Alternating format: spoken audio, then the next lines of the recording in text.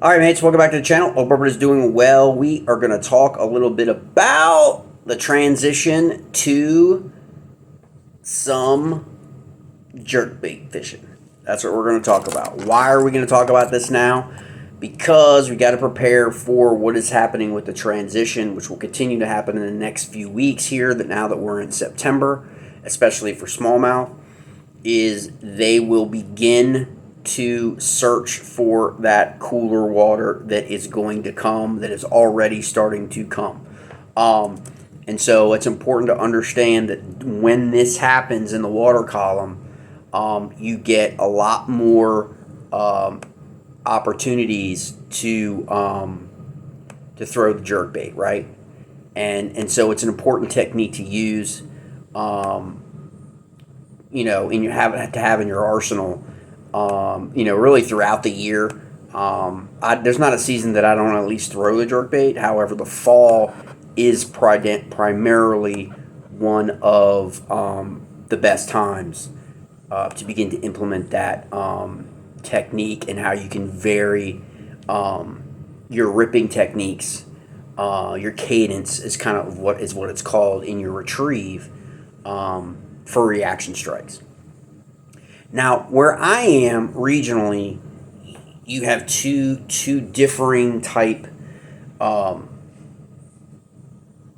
concepts, really, in terms of application for jerkbaits.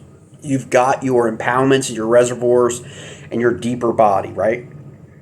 And then you have your river. You've got a tidal river, and then you've got non-tidal rivers, right?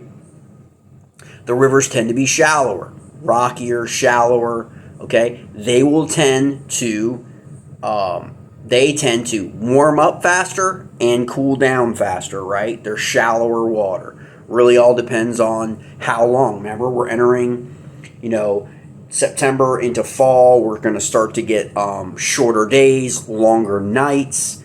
Initially in September, that topwater bite is going to be the primary bite zone for a few weeks. Why? Because the water cooled down over the night. It's got less sun during the day, and so the temperatures begin to creep down. Most rivers, as of last week, were 80 plus degrees in water temperature.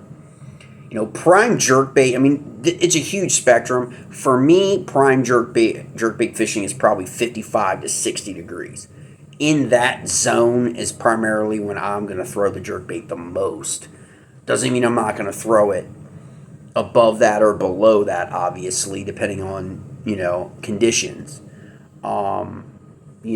Right now, today, this week, it is not a prime jerkbait bite in your river systems because the water is all muddied up because of all the rain. Primarily, jerkbaits are a line of sight bait. There are jerkbaits, obviously, that have rattles and all of that stuff to help with that. But primarily, it is a line of sight bait, and it usually typically gets a reaction bite. And so, why does that happen, right?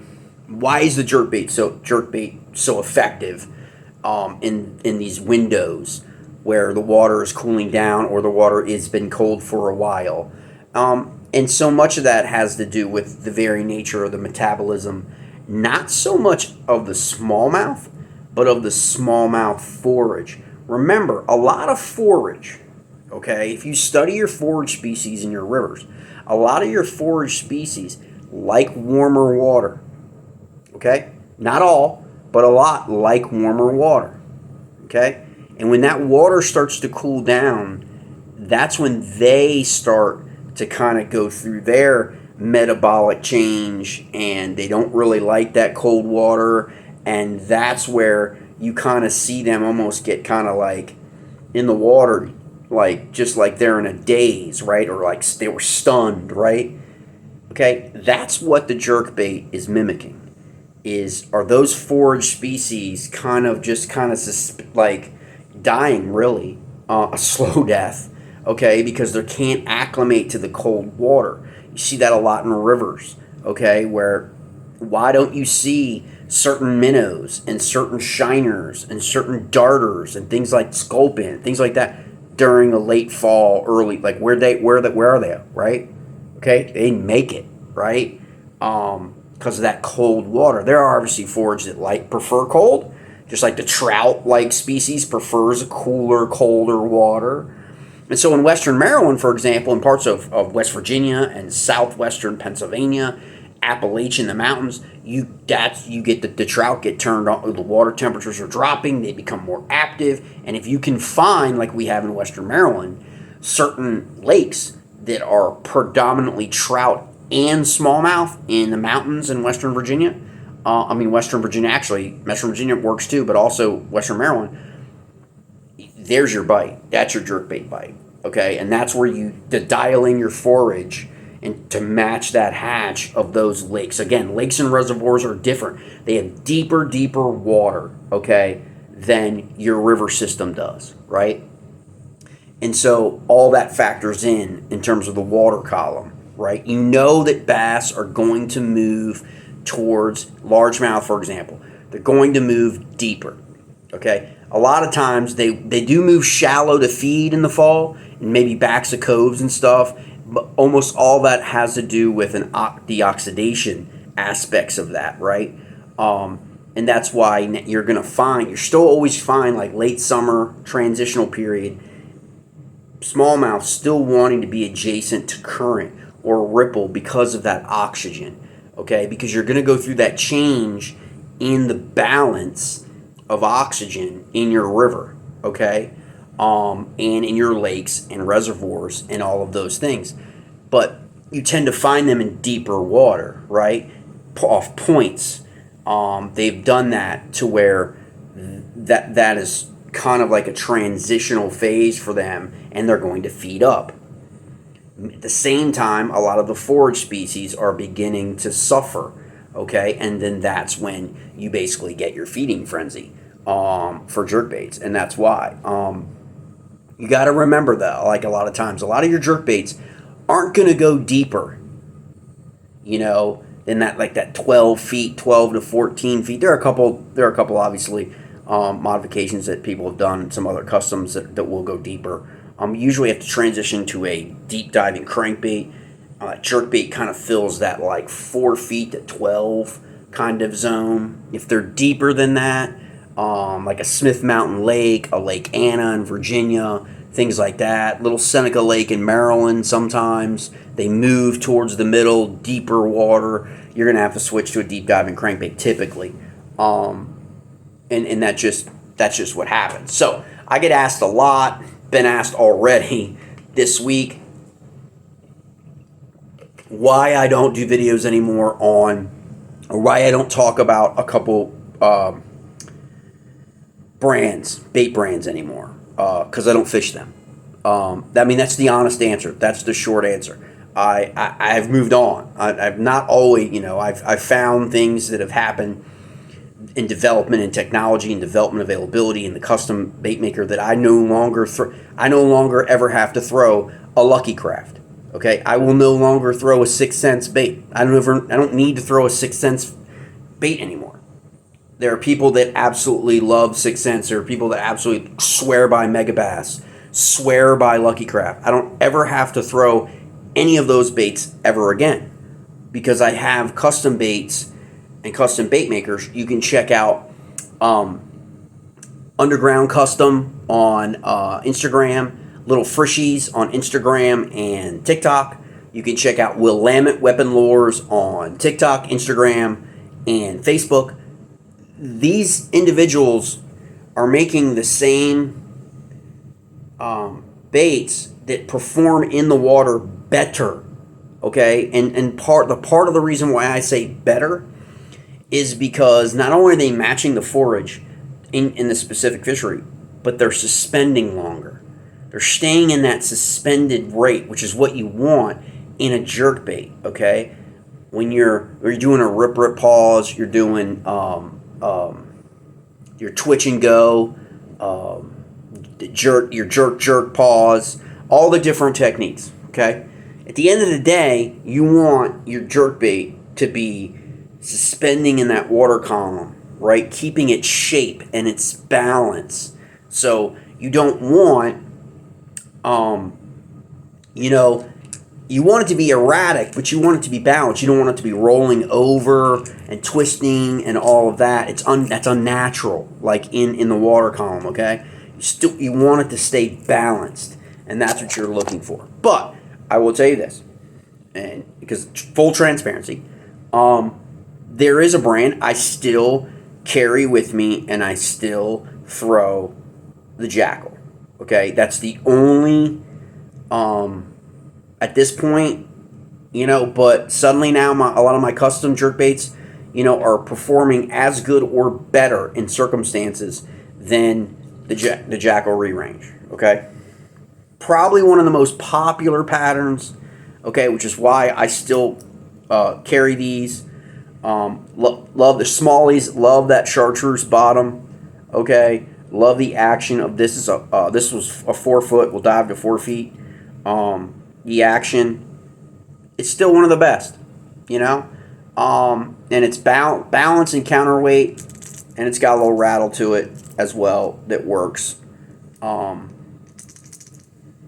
So it's still, one of my favorites. So I've not gotten away with this. So that's the one serial bait manufacturer that I will continue to throw, especially in impoundments and reservoirs. I do not throw this virtually ever on river systems, and that has a lot to do with the fact I have other baits that match the perch, match the shiner, match the forage actually better where I live. Now that doesn't mean that this isn't going to work down south in the TVA, okay, in places like that, okay, where they're throwing Shexy Shad and they're throwing all of that stuff throughout the year. It certainly could work. You've got the 4 foot 110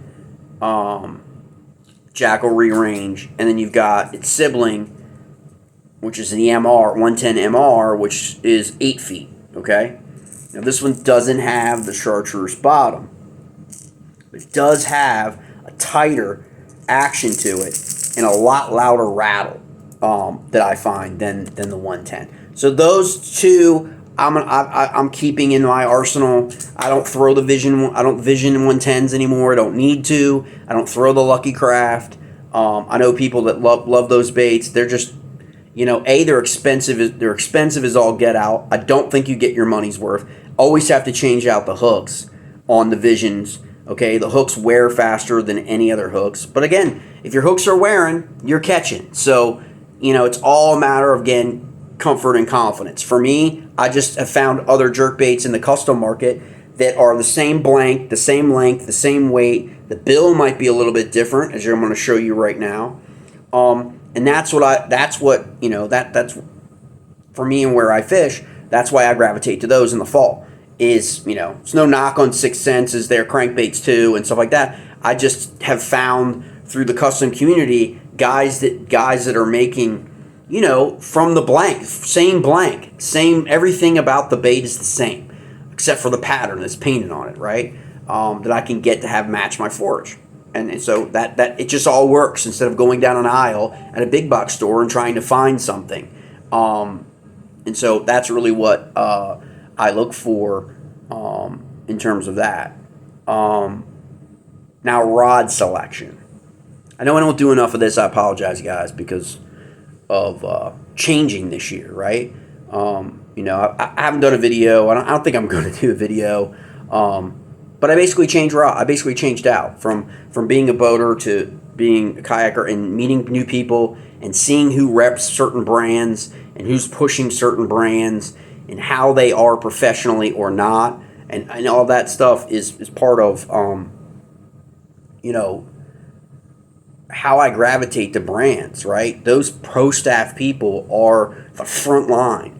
And if the companies aren't serious about who they get to rep their brands, I really don't want to have anything to do with them. Like, I'm not going to buy their product, and I'm going to basically spread the word. Like, and it stems from anything within the fishing community, And so it's very, very important that people have professional people out that are actually on the front lines, that are at the ramp, that are on YouTube, that are at the tournaments, that are at everything, that's representing their brand when the actual brand isn't there, isn't paying attention. And so if if guys are being clowns and asshats on freaking Facebook, I don't have anything to do with that brand. And I made the transition this year. So I'll do a couple videos that are coming up. I've switched. I now have switched from, you know what? I'm not going to name the brand because I just don't want to deal with that. I don't want to deal with the hassle of having to, because with those people. Well, not the brand, but the people who rep that brand or promo or pro staff or whatever that just troll on Facebook and stuff. So I now use Fitzgerald rods. Okay, and I'd used them. I'd gotten to be able to use them demo a couple times from a mate of mine. Let me borrow his rods, and I've always really, liked the rods. And you don't hear a lot of people, talk about Fitzgerald rods a lot. And the second would be Douglas and Douglas Outdoors. And so the LRS series, okay, trout fishing, but now we kind of try to pigeonhole ourselves, right? Like, well, that rod is for this, that rod is for that, this rod. So, but Douglas Outdoors has rods for obviously fly fishing, which you're going to see a lot of videos coming up. But they also have spinning and casting rods, okay? And so I'm getting more into getting that. I can't wait to get my hands on some of the LRS 6.6 spinning or X Matrix from them, because I know the reputation of that brand in terms of fly fishing. Know how dependent those rods are, how great the quality of those rods are. And so it's going to be great to kind of use spinning rods for smallmouths in the fall and going into next year with Douglas. But as far as Fitzgerald rods, the Bryan Thrift series is an outstanding series for jerkbait rod. Everyone pretty much knows about the 6'9" for chatterbait, but I would use the 6'6" of the Bryan Thrift series for jerkbait fishing.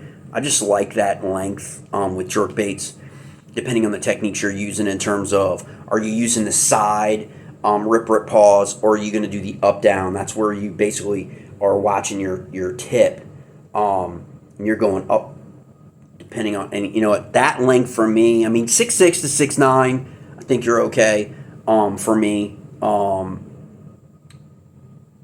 Trying to think, you've got the Stunner HDs, those are money.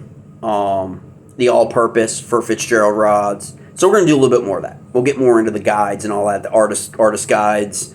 Basically there's 9 artist guides on a Thrift. Graphite blank. They're just phenomenal. Again, for jerkbait fishing, phenomenal. And they actually work from a kayak better than rods that I had that people will know the names like crazy because they're promoted everywhere, as opposed to in a boat. And so longer casts, okay, which is imperative for jerkbait fishing. And so that's what you kind of want to look for, because when you're jerkbait fishing, you're going to approach it, especially your deeper water. You're going to find those places. You're going to find what you're looking at in your graph. You got people now that are moving into the jerkbait fishing that had never, that you ever would think were ever jerkbait fishers before, because of LiveScope. Because of LiveScope, you have seen jerkbait sales go through the roof. Because now they see the fish, they can see everything. They know they're moving up the break or up the bank, that deep drop off where the fish kind of stay, they're suspended, and then they move up and feed, and then they go back down. They move up and feed, and then they go back down. That's your fall transition. That's what happens during fall. And so finding those spots. Now, if you're in the river and you're only talking about 3 feet, people are like, Jay, there's no deep water in the river, so why are you throwing a jerkbait? You find the smallies on the extreme points, oftentimes islands, sandbars, underwater islands, grass islands underwater. Remember, the grass is dying off starting in September. So they're going to move to wherever there is still green grass. Green grass means oxygen, okay? It means boom.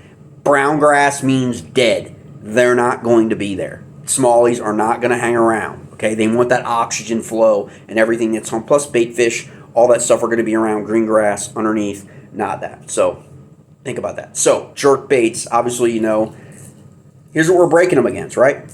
Rerange, Jackal rerange. So for me, lakes, impoundments, Western Maryland, up in the mountains, West Virginia, and West Virginia and Western Virginia, right there.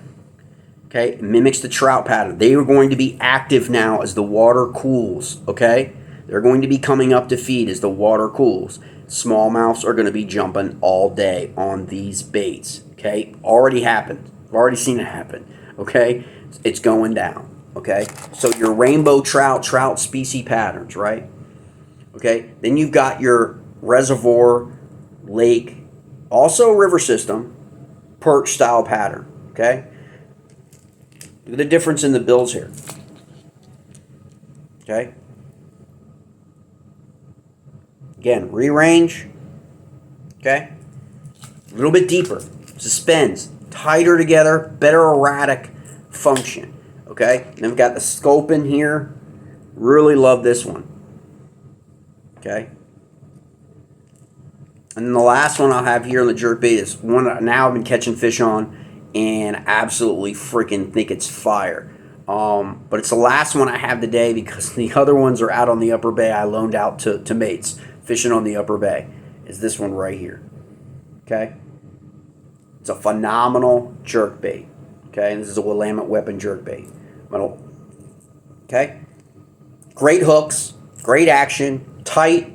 Okay, perfect in your technique on how you're going to fish this when the water cools on. Plus matches just about everything you can think of, lake, reservoir, or the river system. So that's just a quick video here on fall jerkbait fishing. We're going to continue. This is just part one. We're going to continue as we go out on the water and we start throwing the jerkbaits and we start seeing the differences as not only the fish transitions, but your lake, reservoir, and river transitions to fall and what that means in terms of how the fish are going to react. Because remember, you're looking for reaction bites when you throw the jerkbait. All right, mates.